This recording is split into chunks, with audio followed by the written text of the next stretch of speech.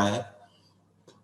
ठीक है, तो इनपुट आउटपुट प्रोसेसर मतलब वन टाइप ऑफ, ऐसे आप समझ लो कि किसी भी तरीके की कोई भी डिवाइस आपके पास रहती है या फिर आपके प्रोसेसर के अंदर रहती है, छोटी सी भी डिवाइस रहती है, तो उसको एक कॉम्बिनेशन मतलब कंबाइंड सर्किट बना के, ठीक है, उनको एक एज अ प्रोसेसर की तरह वर्कआउट किया जाता है।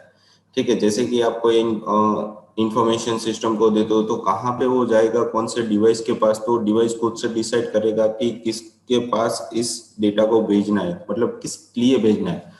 अगर उसका कैलकुलेशन करना है तो कहाँ पे भेजना है, कैलकुलेशन नहीं करना, डायरेक्टली डेटा शो करवाना है तो क्या करना है। मेरे पास डेटा अगर सिस्टम के इनपुट आउटपुट प्रोसेसर के पास किसी भी सर्किट के पास डेटा है तो उसको किस तरीके से आगे कैलकुलेशन वो होगा, प्रोसेसर के पास भेजना है कि नहीं भेजना, वो सारी डिसीजन क्या लेता है कि एक कंबाइंड सर्किट लेता है, उसे यहाँ पे इनपुट आउटपुट प्रोसेसर आप बोल सकते हो। जैसे कि आपके पास किसी भी तरीके की इनपुट डिवाइस रहती है तो पहले वो कहाँ पे जाएगी, मतलब प्रोसेसर के पास भेजनी है या फिर डायरेक्टली आपको उसका आउटपुट दिखा देना है।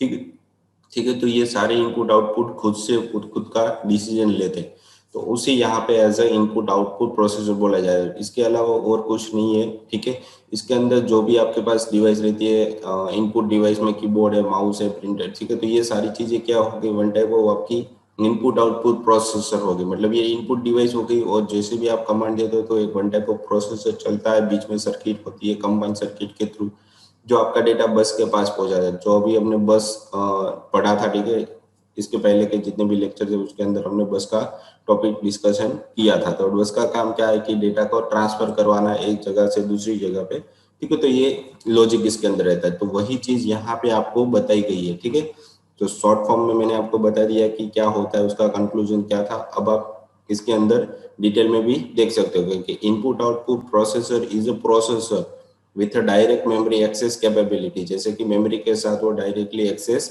होता है किसी भी तरीके की इनपुट डिवाइस या output device. In this computer system is divided into memory unit and number of processors. ठीक है, तो इसके अंदर दो ही तरीके के पार्ट आते हैं। किसी भी तरीके के इनपुट आउटपुट डिवाइस रहते हैं तो उसे एज उसे इनपुट आउटपुट प्रोसेसर बोला जाता है। दूसरा होता है मेमोरी यूनिट, मतलब जिसके अंदर हम डेटा को स्टोर कर सकते हैं, वो टेम्पररी हो या हो परमानेंटली, दोनों तरीके से उसको मेमोरी यूनिट बोल सकते हैं। फिर each input output control and manage the input output task, मतलब जो भी इनपुट आउटपुट प्रोसेसर है, ठीक है, वो सारे कुछ जितने भी उसके पास डेटा आता है उसका उसके पास कंट्रोल रहता है, और उसको जो उसके पास जो इनपुट आउटपुट भेजा जाता है, जो भी टास्क रहता है उसको मैनेज करता है। The input output processor is similar to CPU except that it handle only the detail of input output processor. ठीक है, तो इनपुट आउटपुट क्या रहता है कि वन टाइप ऑफ सीपीयू की तरह वर्क करता है कि उसके पास जो भी इंफॉर्मेशन आई है उसको सिर्फ वो इनपुट आउटपुट के फॉर्म में प्रोसेस करता है। ठीक है, उसके पास क्या है तो उसको किस तरीके से आगे भेजना है या उसके साथ कोई प्रोसेस करनी है कि नहीं करनी है, उस तरीके से उसको हैंडल किया जाता है या फिर मैनेज किया जाता है। The input output process can fetch and execute it's on instruction, मतलब इनपुट आउटपुट प्रोसेसर होता है, क्या करता है कि जो भी इंस्ट्रक्शन उसको मिलती है वो फैच करता है और उसको वो एग्जीक्यूट करना चालू कर देगा। These input output processor instruction are designed to manage input output transfer only, मतलब इसकी जो डिजाइन रहती है वो किसके थ्रू, कि इनपुट आउटपुट मैनेजर रहता है, उसके थ्रू डेटा को किस तरीके से ट्रांसफर करता है वो सारा कुछ मैनेज किया जाता है। ठीक है, उसके बाद उसका ब्लॉक डायग्राम भी आपको यहाँ पे दिया गया है, उसकी एक्सप्लेनेशन यहाँ पे ऊपर दी गई है। ठीक है, तो पहले हम ब्लॉक डायग्राम देख लेते हैं कि इनपुट आउटपुट प्रोसेसर के अंदर इनपुट आउटपुट एक्चुअली कहाँ पे होता है। ठीक है, तो ये हमारा मेमोरी यूनिट था और ये हमारा कंट्रोल यूनिट है। ठीक है, तो ये हमारा वन टाइप ऑफ सीपीयू है, मतलब प्रोसेसर है हमारा। ठीक है, और ये हमारी मेमोरी बस है जिसके अंदर हमारा डेटा पास होता है। ठीक है, अब देखो यहाँ पे जो भी हमारी ये पेरिफेरल डिवाइस थी, ठीक है, तो लास्ट इसके पहले के लेक्चर दोनों थे उसके अंदर भी हमने पेरिफेरल डिवाइस की डिस्कशन की थी। ठीक है, तो मेरे पास यहाँ पे 3 अलग अलग तरीके की, वो कोई भी हो सकता है, कीबोर्ड है, माउस है, या फिर किसी भी तरीके की अदर इनपुट डिवाइस या आउटपुट डिवाइस भी आप कह सकते हो। ठीक है, तो किसी भी तरीके की कोई भी पेरिफेरल डिवाइस रहती है वो इनपुट आउटपुट प्रोसेस के थ्रू कनेक्टेड रहती है, मतलब उसके पास जो भी डेटा मिला है उसको एक साथ तीनों को डेटा मिला है तो क्या होगा, यहाँ पे वो रोक के रखेगा और सोच वो डिसाइड करेगा कि किसके पास मुझे डेटा को भेजना है, मेमोरी यूनिट के पास भेजना है या फिर उसको सीपीयू के पास मैनेज करवाना है। तो ये सारी चीजें ये इनपुट आउटपुट के थ्रू डिसाइड होती है, जो मेमोरी बस के थ्रू एक दूसरे मतलब अलग अलग डिवाइस के पास डेटा को ट्रांसफर वो करवाता है, ठीक है। वो डेटा ला भी सकता है और डेटा भेज भी सकता है, दोनों चीज एक साथ यहाँ पे हो सकती है, ठीक है। तो आई होप आपको समझ में आ गया होगा कि किस तरीके से जो हमारा इनपुट आउटपुट है वर्कआउट होता है। तो इसकी एक्सप्लेनेशन भी यहाँ पे दी गई है कि जो हमारा डायग्राम है उसके अंदर अलग अलग तरीके के इनपुट आउटपुट प्रोसेसर दिए जाते हैं, ठीक है।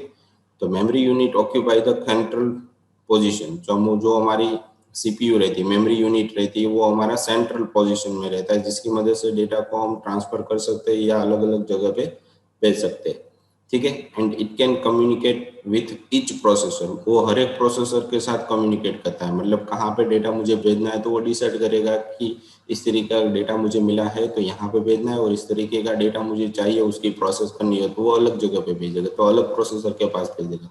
तो सारा डिसाइड कौन करता है, हमारे पास इनपुट आउटपुट प्रोसेसर। तो CPU processes the data required for solving the computational task, मतलब सीपीयू है वो जो प्रोसेस उसको मिली है, जो भी डेटा मिला है उसके बेस पे वो उसकी प्रोसेस करना चालू कर देगा। फिर है कि input output processor provides path for transfer of data between peripheral and memory unit, मतलब इनपुट आउटपुट है वो प्रोवाइड डेटा ट्रांसफर करने के लिए भी वन टाइप ऑफ एक बस मेमोरी बस देता है, जिसकी मदद से आप डेटा को एक जगह से दूसरी जगह पे, मतलब मेमोरी यूनिट या पेरिफेरल डिवाइस के बीच में कम्युनिकेट, मतलब डेटा ट्रांसफर आप कर सकते हो, ठीक है। तो CPU assign the task for initiating the input output program, मतलब सीपीयू है वो किसी भी तरीके की प्रोसेस को स्टार्ट करने के लिए एक इनिशिएट करता है, मतलब वो एक सिग्नल भेजता है, जिसकी मदद से जो हमारा टास्क रहता है या भी हमारी इंस्ट्रक्शन रहती है वो वर्कआउट करना चालू कर देती है। The input output operate processor input operates independent from CPU and transfer data between peripheral and memory unit. जो इनपुट आउटपुट प्रोसेसर है वो सीपीयू और पेरिफेरल डिवाइस मेमोरी यूनिट है वो उन सबसे अलग फॉर्मेट में रहता है, जैसे हमने ब्लॉक डायग्राम के अंदर देखा। तो सारा कुछ अलग ही रहता है, सीपीयू का जो भी प्रोसेसर है या फिर जो भी की जो इसको डिवाइसेस रहती है वो भी अलग रहती है, मेमोरी यूनिट की भी अलग रहती है और मेमोरी बस की भी अलग रहती है, ठीक। तो इसी तरह इनपुट आउटपुट प्रोसेसर की भी डिवाइस अलग तरीके से ही होती है। तो इन दोनों तीनों के बीच में मुझे डेटा ट्रांसफर करवाना है तो सारा डेटा हमारा मेमोरी बस के थ्रू ही ट्रांसफर एक जगह से दूसरी जगह पे होता है, ठीक है। तो उसके बाद दिया जाता है कि इनपुट आउटपुट चैनल, तो ये बात हमने अभी की वो क्या थी, हमारी इनपुट आउटपुट प्रोसेसर थी, ठीक है। जो भी हमारी डिवाइसेस रहती है वो सारा एक दूसरे के साथ कनेक्टेड रहता है, और जो भी इनपुट आउटपुट है वो डेटा ट्रांसफर भेजने के लिए प्रोसेसर डिसाइड करता है कि मुझे कौन सी प्रोसेस कहाँ पे भेजनी है। तो किस तरीके से वो होता है उसकी यहाँ पे टिपिकली दिया गया है कि इनपुट आउटपुट चैनल, चैनल मतलब एक जगह से दूसरी जगह पे मुझे कम्युनिकेट करना है, तो बीच में मेरे पास ऐसा कोई होना चाहिए जिसकी मदद से मेरे पास डेटा एक जगह से दूसरी जगह पे मैं ट्रांसफर कर सकता हूँ, ठीक है। तो उसके लिए यहाँ पे दिया गया है the input output processor is just like a CPU that handle the detail of input output, मतलब किस तरीके का ऑपरेशन उसको करना है, जो भी इनपुट या आउटपुट के फॉर्मेट में उसको मिला है उसके तहत उसको क्या करना है, तो वो इनपुट आउटपुट प्रोसेसर रहता है वही डिसाइड करता है कि मुझे इसको क्या करना है, सीपीयू के पास भेजना है या फिर आउटपुट के पास भेजना है। तो दोनों अपनी तरीके से वो हैंडल करता है सारा कुछ, ठीक है। जो भी डिसीजन लेगा वो खुद से डिसीजन लेगा इनपुट आउटपुट प्रोसेसर।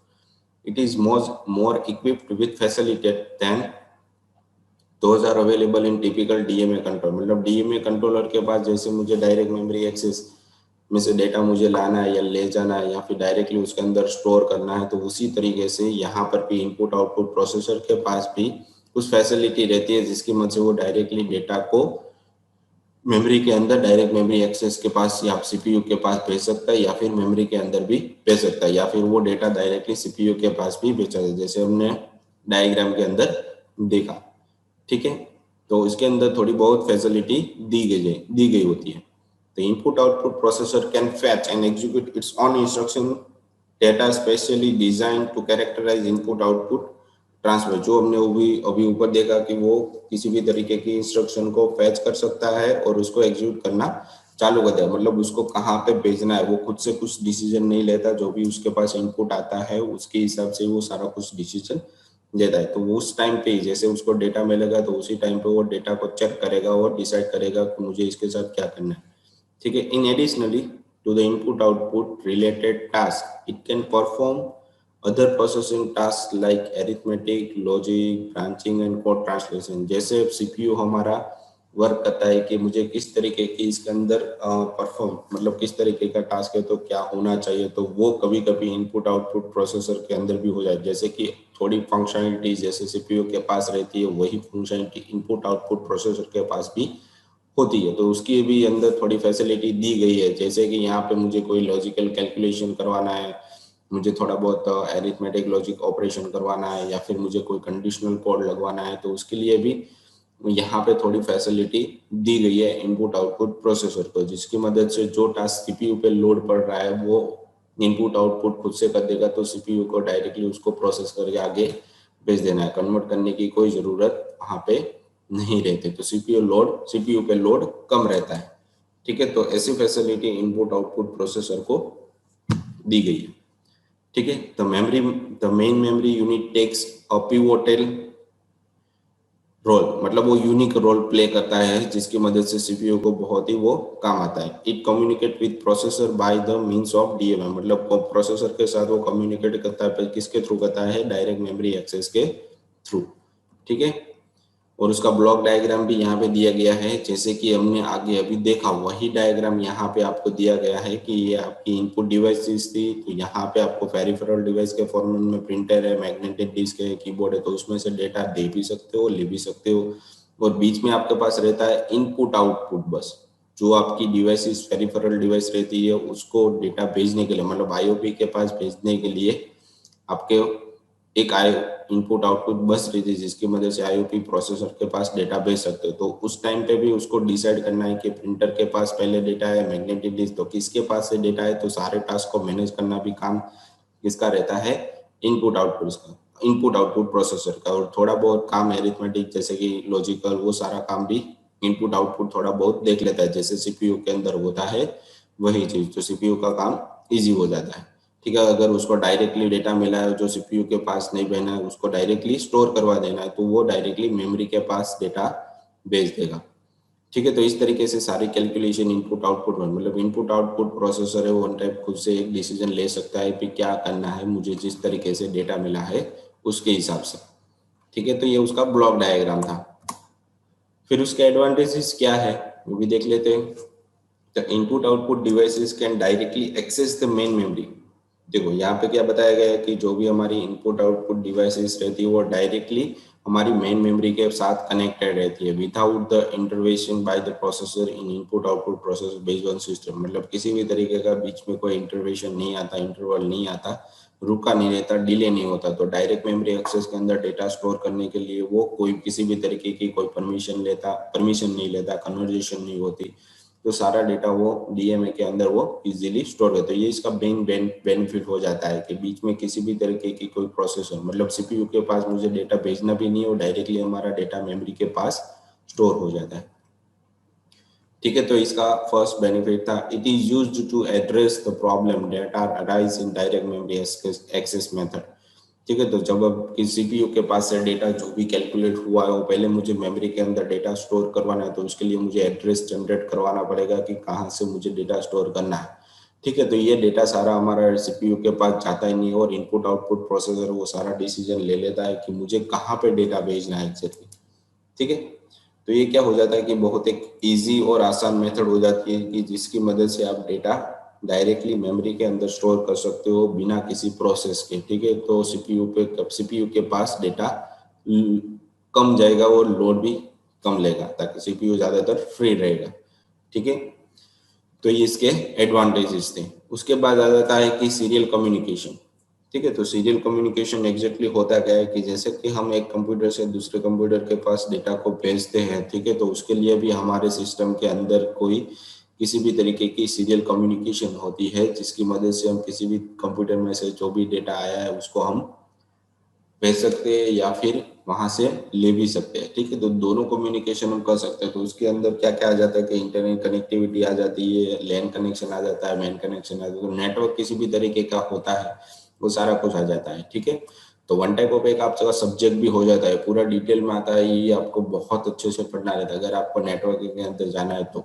ठीक है, तो यहाँ पे दिया गया कि पहले तो सीरियल कम्युनिकेशन क्या होती है, तो यहाँ पे बताया गया तो कि in serial communication data is in the form of binary pulse.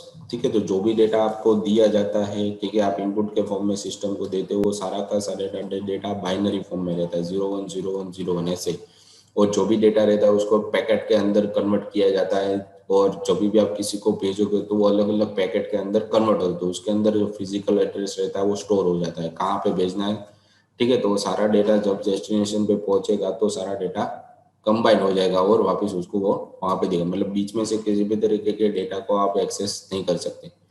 ठीक है, तो वो पल्स इस फॉर्मेट में रहता है, बाइनरी को तो किस फॉर्म में रहता है, तो in other word we can say binary one represent, मतलब वन है वो रिप्रेजेंट करता है हाई, मतलब 5 वोल्ट्स।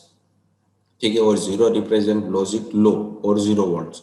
ठीक है, तो इस तरीके से दो अलग अलग वोल्ट्स के फॉर्म में और हाई और लो के फॉर्मेट में, और या फिर 0 या 1 के फॉर्मेट में दिया गया है। अगर आपको डेटा मिल रहा है तो 0 1 मिलेगा, डेटा नहीं मिल रहा तो वहां पे 0 आ जाएगा। तो इस तरीके से सारा वो कम्युनिकेशन सेटअप करता है, मतलब प्रोसेसर को देता है। ठीक है, तो serial communication can take many forms depending on the type of transmission mode and data transfer. तो ये सारा कुछ सीसीएन है, मतलब कंप्यूटर नेटवर्क का एक पार्ट हो जाता है, जिसके अंदर आपको ट्रांसमिशन मोड और डेटा ट्रांसफर, ये दोनों अलग अलग पार्ट्स बहुत डिटेल में पढ़ने रहते हैं। ठीक है, तो यहाँ पे आपको जस्ट इन्फॉर्मेशन दी गई है कि डेटा ट्रांसफर होता है एक कंप्यूटर से दूसरे कंप्यूटर में, तो किसकी मदद से होता है, उसके लिए 2 टॉपिक दिए गए कि ट्रांसमिशन मोड और डेटा ट्रांसफर। ठीक है, तो सारा कुछ कम्युनिकेशन इसी दोनों के बीच में होता है, इन्हीं दोनों की मदद से होता है। ठीक है, तो इन दोनों के बीच में भी कौन किस तरीके के ट्रांसमिशन मोड आते हैं वो यहाँ पे नीचे दी गई है। तो यहाँ पे दिया गया है कि simple transmission mode are classified as, मतलब किस पार्ट के अंदर डिवाइड किया, उसको भी फर्दर डिवाइड किया गया है ट्रांसमिशन मोड को। Simplex mode, half duplex mode and full duplex mode. तो ये half duplex mode, simplex mode और फुल डुप्लेक्स मोड क्या है वो अभी हम आगे इसकी नेक्स्ट स्लाइड के अंदर देखने वाले हैं। ठीक है, तो इसके अंदर फर्दर ये आपको पता चल गया कि ट्रांसमिशन मोड किसी भी 3 तरीके के होते हैं कंप्यूटर को कंप्यूटर ट्रांसफर करवाने के लिए। ठीक है, फिर यहाँ पे दिया गया कि there will be a source, मतलब उसके अंदर 2 पार्ट तो कंपलसरी आएंगे ही आएंगे, एक तो सोर्स आएगा और दूसरा आएगा डेस्टिनेशन। मतलब एक जगह से दूसरी जगह पे मुझे डेटा ट्रांसफर करना है तो उसके लिए मुझे 2 पार्ट तो कंपलसरी चाहिए चाहिए, सोर्स होना चाहिए और कौन भेज रहा है और किसको भेज रहा है, ये दोनों पार्ट्स होते हैं। तो इसके अंदर दोनों को अलग अलग नाम दिए गए, जैसे कि यहाँ पे दिया गया है कि there will be a source also known as a sender. ठीक है, जो सोर्स रहता है उसे यहाँ पे सेंडर बोला जाता है, मतलब जो डेटा भेजता है, और जिसको पहुंचेगा उसे यहाँ पे बोला गया डेस्टिनेशन, ऑल्सो कॉल्ड रिसीवर। ठीक है, तो सेंडर और रिसीवर के फॉर्मेट में कंप्यूटर सारा कुछ डिसीजन देता है फॉर ईच ट्रांसमिशन मोड, मतलब हर एक ट्रांसमिशन मोड के लिए 2 सोर्स दिए गए, 2 ट्रांसमिशन मोड दिए गए हैं कि एक तो सोर्स और दूसरा डेस्टिनेशन। ठीक है, तो आगे बढ़ते हैं। तो उसका यहाँ पे कम्युनिकेशन भी दिया गया है कि एज अ डायग्राम के फॉर्मेट में ट्रांसमिशन मोड किस किस तरीके से होते हैं। तो ये हमारा नेटवर्क था। ठीक है, एक दूसरे के साथ कनेक्टेड रहने के लिए उसको क्या 3 तरीके के ट्रांसमिशन मोड चाहिए थे। तो पहला था सिंप्लेक्स मोड, जिसके अंदर सेंडर और रिसीवर तो सिर्फ वो डेटा भेज सकता है। ठीक है, रिसीवर है वो वापस उसको मिल नहीं सकता, मतलब उसको कोई रिस्पॉन्स नहीं मिलेगा इसका। फिर है कि हाफ डुप्लेक्स, मतलब यहाँ पे क्या रहेगा, सेंडर अगर सेंडर ने डेटा भेज दिया है, अगर दोनों के बीच में कनेक्टिविटी रहती है तो रिसीवर को डेटा मिल जाएगा विदाउट नेटवर्क। ठीक है, फिर है sender and receiver full duplex, मतलब डेटा भेज, मतलब चैट एप्लीकेशन आप जो करते हो उसे यहाँ पे फुल डुप्लेक्स यहाँ पे बोला जाता है। हाफ डुप्लेक्स मतलब क्या हो जाता है कि one type of walkie talkie होती है। ठीक है, तो आपने जब डेटा भेजा, उसने सुना, ठीक है, वो वापस उसका डेटा भेज रहा है, तो वहां पे ये रिसीवर बन जाएगा, ये सेंडर बन जाएगा और ये रिसीवर। तो ये वन टाइप ऑफ ट्रांसमिशन होते रहते हैं। ठीक है, तो ये कोड ट्री इलेक्ट्रॉनिक, मतलब जो ट्रांसमिशन मोड रहता है उसका एक फ्लो डायग्राम रहता है। ठीक है, तो अब डिटेल के अंदर जाते हैं हम कि सीरियल कम्युनिकेशन के अंदर हाफ डुप्लेक्स और फुल डुप्लेक्स एग्जैक्टली किस तरीके से वर्कआउट करते हैं। ठीक है, तो अब यहाँ पे बताया गया है कि सिंप्लेक्स मोड जो फर्स्ट वे है is a one way communication technique, मतलब उसके अंदर एक ही तरीके से डेटा आप भेज सकते हो। जैसे कि यहाँ पे आपको बताया गया है कि सिंप्लेक्स मोड, ठीक है, तो सेंडर है वो डेटा सिर्फ भेज सकता है, मतलब रिसीवर को मिलेगा और कुछ नहीं है इसके अंदर। ठीक है, तो ओनली वन क्लाइंट, ठीक है। तो इसके अंदर ओनली एक ही क्लाइंट रहता है, इधर सेंडर और receiver is active at a time. तो यहाँ पे बताया गया कि एक टाइम पे कोई एक ही एक्टिवेट रहता है, मतलब सेंडर वो एक्टिवेट है, वो रिसीवर अभी एक्टिव नहीं है। अगर ये डेटा भेजना चाहता है तो ये यहाँ पे भेज सकता है, पर एक प्रोसेस खत्म होने के बाद। ठीक है। फिर इसके बारे में दिया गया कि इफ सेंडर ट्रांसमिट, ठीक है, फिर उसको एक्सप्लेन किया, इफ सेंडर को कुछ ट्रांसमिट करता है the receiver can only accept, जैसे कि यहाँ पे बताया कि रेडियो है, टेलीविजन ट्रांसमिशन आते हैं एग्जांपल ऑफ सिंपलेक्स ट्रांसमिशन। जैसे कि सैटेलाइट रहती है, तो सैटेलाइट के अंदर क्या रहता है कि एक जगह से ट्रांसमिशन हो जाए, वो सैटेलाइट के थ्रू भेजा और हम सिर्फ देख सकते हैं, उसका कुछ रिस्पॉन्स हम वापस टीवी के थ्रू नहीं भेज सकते या फिर रेडियो के थ्रू नहीं भेज सकते। ठीक है। तो ये क्या हो गया, वन टाइप ऑफ हमारा सिंपलेक्स, मतलब ट्रांसमिशन आएगा, सेंडर भेजेगा और रिसीवर ऑटोमेटिकली उसको हर एक बार गेट करता रहेगा। तो ये सिंपलेक्स मोड हो गया। तो जैसे कि टीवी है, टेलीविजन है, रेडियो है, तो ये सारा कुछ सिंपलेक्स मोड है। फिर आप duplex mode, in both sender and receiver are active but not at a time, मतलब एक ही टाइम पे नहीं। जैसे कि यहाँ पे बताया गया है कि सेंडर ने डेटा भेजा है तो अभी एक्टिव नहीं है, तो डेटा तो भेज दिया पर उसको अभी मिला नहीं। अगर वो एक्टिव होगा तो ही उसको मिलेगा, वरना नहीं मिलेगा। तो ये आप डुप्लेक्स हो जाता है इसके अंदर। ठीक है। तो इसके अंदर रिसीवर को एक्टिव रहना जरूरी नहीं है। जैसे कि रेडियो के अंदर होता है, अगर एक्टिव नहीं हो तो ट्रांसमीटर चला जाता है। ठीक है। वो बाद में वो देख नहीं सकता। तो इसके अंदर क्या होता है कि आप डुप्लेक्स के अंदर जब भी वो एक्टिव होता तभी उसको वो मैसेज मिलेगा या फिर किसी भी तरीके की फंक्शनलिटी उसको मिल सकती है। ठीक है। फिर यहाँ पे दिखाया गया कि not a time the sender, if sender transmit the receiver can accept but can not send and vice versa, मतलब उसको वापस वो नहीं भेज सकता। A good example of is on internet. If client laptop send a request for a web page, the web server process the application and send back the information. ठीक है। तो यहाँ पे क्या हो जाता है, किसी भी तरीके की हम फ्लिपकार्ट मुझे कोई देखना है, ठीक है, किसी भी तरीके की प्रोडक्ट मुझे देखनी है, तो मैं क्या करूंगा, फ्लिपकार्ट नाम की रिक्वेस्ट में करूंगा तो वो मुझे पेज ला के वहां से, मतलब ये क्या हो गया कि आपने रिक्वेस्ट की तो उसने सेंड रिसीव करके आपको वापस वो पेज रिस्पॉन्स के फॉर्मेट में भेज दिया। तो हाफ रिफ्लेक्स हो गया। ठीक है। वो एक्टिव होगा तो ही आपको भेजेगा, वरना नहीं भेजेगा। ठीक है। उसके बाद है यहाँ पे full duplex. The full duplex mode is widely used communication in the world। जैसे कि हम चैट एप्लीकेशन करते हैं, ठीक है, तो फुल डुप्लेक्स के अंदर हमारी व्हाट्सएप आ गई, ठीक है, इंस्टाग्राम, कुछ भी चीज हमें चैट एप्लीकेशन करना है तो ये सारा चीजें इसके अंदर आ जाता है। Here are both sender and receiver can transmit at and receiver at the same time, मतलब जिस टाइम पे सेंडर ने डेटा भेजा है तो उसी टाइम पे रिसीवर को एट टाइम मिल जाए, मतलब तुरंत ही मिल सकता है। An example is your smartphone. ठीक है। जैसे कि हम बातचीत कर सकते हैं कॉल पे, ठीक है, तो मैंने यहाँ पे कॉल की तो सामने वाले को जैसे ही सुना देगा तो कुछ रिस्पॉन्स मुझे करेगा एट अ टाइम। ठीक है। जैसे चैट एप्लीकेशन होती है, मैंने यहाँ पे मैसेज भेजा तो वो डायरेक्टली मुझे वहां से उसका रिस्पॉन्स भेज सकता है। Beyond the transmission mode we have to consider the NDNS and protocol design to host, मतलब एंडलेस प्रोसेस यहाँ पे आप फुल डुप्लेक्स के अंदर बना सकते हो कि कितनी भी तरीके की कम्युनिकेशन हो आप एक साथ बात कर सकते हो। NDNS is a way of storing the data at a particular memory address, मतलब आप वहां पे एक्टिव नहीं हो तो डेटा को स्टोर करके रखता है, जब आप एक्टिव होते हो तो सारा डेटा आपको एक साथ को भेज देगा। Depending on the data alignment NDN is classified.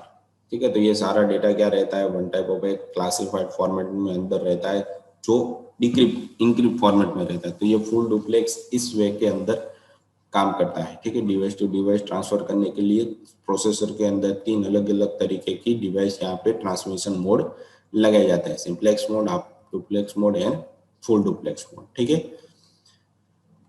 उसके बाद है कि क्वेश्चन। ठीक है। तो आज के लेक्चर के लिए इतना ही था, और उसके बाद यहाँ पे आपको अटेंडेंस के लिए 3 क्वेश्चन दिए गए जो आपको सबमिट करवाने रहेंगे। ठीक है। तो आज के लेक्चर के अंदर हमने क्या देखा कि इनपुट आउटपुट प्रोसेसर क्या रहता है, ठीक है, इनपुट आउटपुट चैनल, उसके बाद सीरियल कम्युनिकेशन क्या होता है, जो हमारे प्रोसेसर के अंदर कैलकुलेशन किस तरीके से होती है, ठीक है, उसके अंदर कौन कौन से मोड आते हैं वो हमने आज के लेक्चर के अंदर देखा। ठीक है। तो आज के लेक्चर के लिए इतना ही था। Thank you.